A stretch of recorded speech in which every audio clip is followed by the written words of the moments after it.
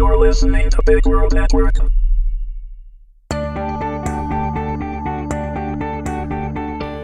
Accidental Passion, Episode 6, Mayday Part 2, read by Meagan Hedin.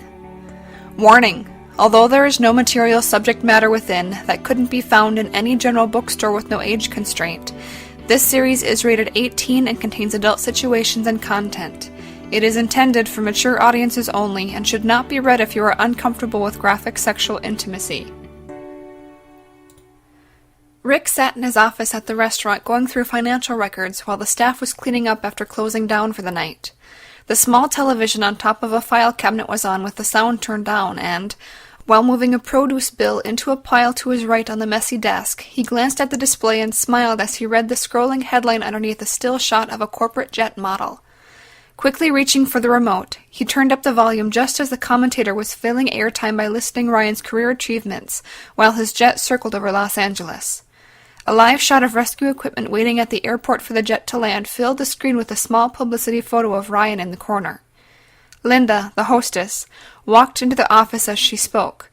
"We're ready to lock up." "Shut the fuck up," Rick snapped, silencing her so he could hear the news coverage. "Whatever," she mumbled as she turned and walked out. Rick glanced at her retreating back as she exited, making a mental note that the lazy bitch needed to show a little more respect. If he weren't so occupied with watching the coverage, he would have grabbed her by the hair and bent her over his desk, he mused, before turning his attention back to the live news coverage. As an aviation expert explained the challenges faced by Ryan in safely landing the jet, Rick rubbed his shoulder. "This is for getting me shot by that private dick you hired for Kim. A real man doesn't need to hire someone to win a girl over." Pleased with himself for his mechanical adjustments to Ryan's jet, he was feeling particularly confident and picked up his phone from the desk and typed a short text message to Kim. Kim sat in bed watching the live coverage unfold, trying to hide her anxiety from Kevin, who was still reading a magazine beside her. She heard her phone vibrate on her end table and casually picked it up to read the incoming text message. It simply said, "You will be happier with me." She knew looking at the number that it had come from Rick, and felt a surge of panic move through her entire body, unable to look away from the text message. She wanted to somehow will it away, to have never gotten it. She had just begun to feel safe again and had convinced herself that Rick had moved on, that she was no longer in danger. Why now? She asked herself.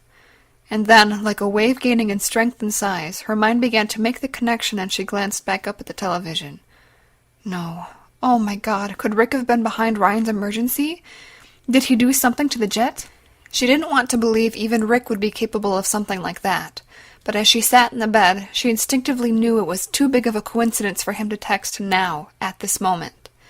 Kim held her phone up and searched for a name in her contact list. "We need to talk," she typed, and sent it to Woods. Ryan's arms were beginning to show signs of fatigue as he manually maintained control of the jet without being able to trim away the control leads. Fortunately now, he was in a tight circle off the coast, and the turn allowed him to relax a little, so he stretched his arms out one at a time. He was buying the time circling to burn off fuel so the jet's center of gravity would be better positioned for controlling the airplane. Also, having less fuel would reduce the risk of fire if he weren't able to land safely. Air traffic control had been amazing and he was grateful for all their help. They had given him a frequency just for him, so there wouldn't be excess radio traffic. Not that it was really an issue given the late hour. Ryan considered all his options for landing, trying to anticipate in his mind every possibility of issues that could occur. But, in the end, he knew he was basically going to be a test pilot, and the effects of any changes in airspeed or configuration of the aircraft couldn't be fully anticipated as he slowed down and descended for the landing. The proximity of the ground during the approach wouldn't allow much room for error. He had briefly considered having Angela move up to the front co-pilot seat, even though he was licensed to fly the jet as a single pilot. If the controls became too heavy for him to handle on his own, she might be able to help with the forces, but he had ultimately decided against the idea. She might end up being more of a distraction, and her lack of experience could jeopardize their safety even more if she didn't execute or understand an instruction in the heat of the moment. So now it was only a matter of waiting until he had burned enough fuel to attempt the approach and land at LAX. He knew, when that time came, things would get very busy very quickly. Angela was unable to believe her good fortune. She couldn't have staged a better publicity stunt if she had tried, and despite the issues Ryan faced with landing the jet, she was confident from his explanations that they would land safely. But that didn't stop her from playing up the drama and suspense and concern over the potential outcome possibilities as she worked her cell phone in the back of the dark cabin. With only a reading light on, she had set up a small office using an expandable table between the club seating. Just moments ago she had disconnected from a live interview with CNN and was working to coordinate one with Fox News. She knew that the opportunity for them to interview someone on board the distressed jet with the famous author was too much to pass up. Everyone would know her name by the end of the evening, and Ryan would have a lifetime of free media coverage. She thought about taking a picture with her cell phone of Ryan flying the jet. The glass cockpit with all the colored instruments would make for a great image, and it could be put up on screen while she carried on her interviews.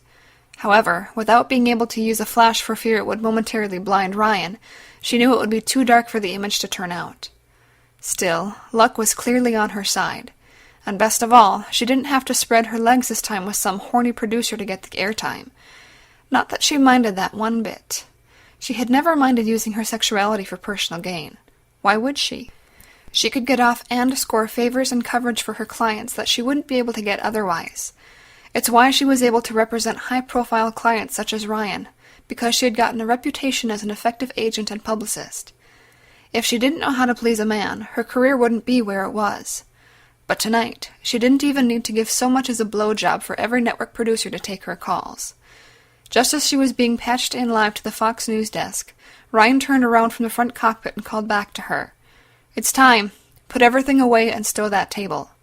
Smiling as she heard on her phone the anchor introduce her, Angela knew this was an even better alternative to her original plan, having to cut the interview short because they were beginning their final descent into LAX.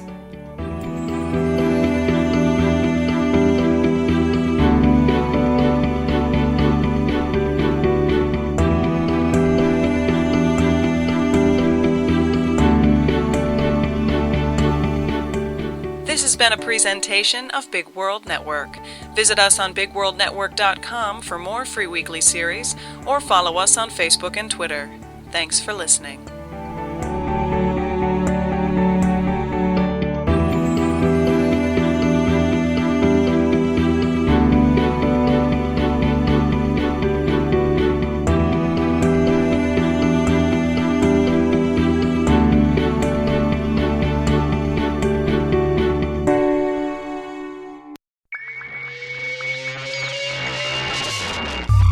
You're listening to Big World Network.